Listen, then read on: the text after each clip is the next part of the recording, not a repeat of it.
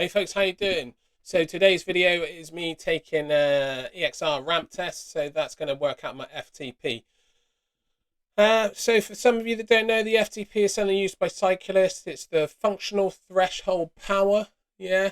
And the ramp test basically involves a warm up and cool down built into it, and it basically gets faster every minute on the minute. So you start off at a pace, you have your warm up, and then it starts off at a pace, and you generally get quicker and quicker until you can no longer meet the pace. It takes into consideration a few different things. It takes into consideration your age, your weight, your gender, your base fitness, obviously.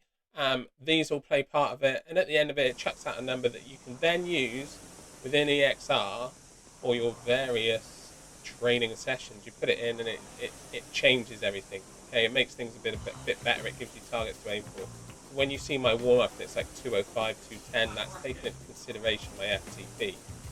I'm not going to make you watch the whole thing. There's literally 10-second bursts of me at each of the little stages. So we started off at 213. Nice and steady. I don't have to worry. 207. This is still me cruising, yeah? I like to warm up at like two minutes dead. Then I'm just cracking on, buzzing my way through. It's relatively easy at this point for me. It's like, yeah, I'm still in my warm-up phase, warming up, just taking my time, nice and steady, 20-odd strokes a minute, nothing too strenuous. It's round about the 158, yeah, I chop down to 155. This is when I'm going to have to start working. I have to start working for my rowing now. Pay attention. So it doesn't mean you have to stay bang on that sort of time frame of 155, 152. There's like a little bracket underneath my little picture where I'm rowing. There's a little bracket you've got to stay within. As long as you remain within that, then you're going to be okay for the FTP. At about 149, my heart rate is now up. It's at the 130, 140s, and quickly 146. So this is like a steady sort of decent pace for some people.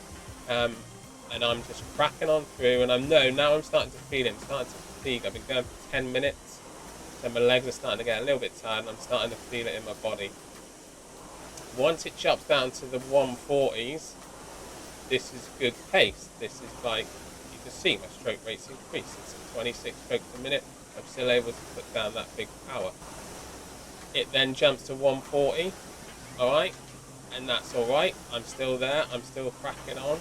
It's when it hits the 138, this is getting into race pace territory for me. I'm at sort of 136, or I was at 136, 138. So now I am there. You can see I'm 160 beats per minute. I'm trying hard to maintain pace. I'm hitting 137s, 138. Yeah, but I'm able to do it. And this next one for me, when it jumps to 136, that was race pace. Okay, I should be able to hold that. I can still bang out a 136, 500 meters, and hopefully I can do it for a minute. But I've got 14 minutes worth of run behind my legs already, getting faster and faster, so I am a little fatigued, I'll be honest. And I start to feel it midway through. I start to feel it in my legs, feel it in my heart and lungs, and it is tough. And I know what's coming. You can see up there on the right hand side, it says 134 is up next. That is going to be tough to beat.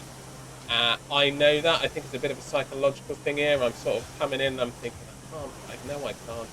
So that's where it gets me. Yeah, I break through that 136, 134. I know I cannot maintain that. And I am spent. And believe me, I am spent. I've gone to the max there. It takes a couple of seconds to realise that I'm no longer rowing and going to achieve anything. So boom, it smashes up with the cool down and lets me begin to cool down straight away. It's as simple as that. It may not take you 14, 15 minutes. You may be less, you may be more. But it's definitely worth doing. But I'll be honest, it did make me feel a little bit fuzzy and lightheaded at the end of it because I've worked as hard as I could. Can I get better at it? Well, yes, maybe I can. I would have to put in some long rows, intervals, mix up my training as best as possible to try and achieve something better.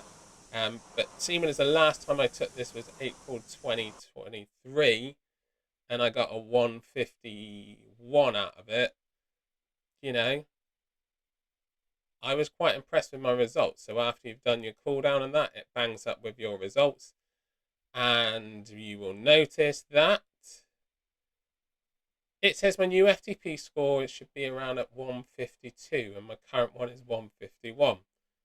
So I'm just going to leave it at 151. I can deal with a second to push myself a little bit harder, but that's cool. You know, that's how I'm going to roll with this. I will leave it as is, and then I will just keep on training as I do as normally. Hope you like what you've seen. If you have, please do like and subscribe. You take care, look after yourselves, and I will catch you all in the next one. See you later. Bye.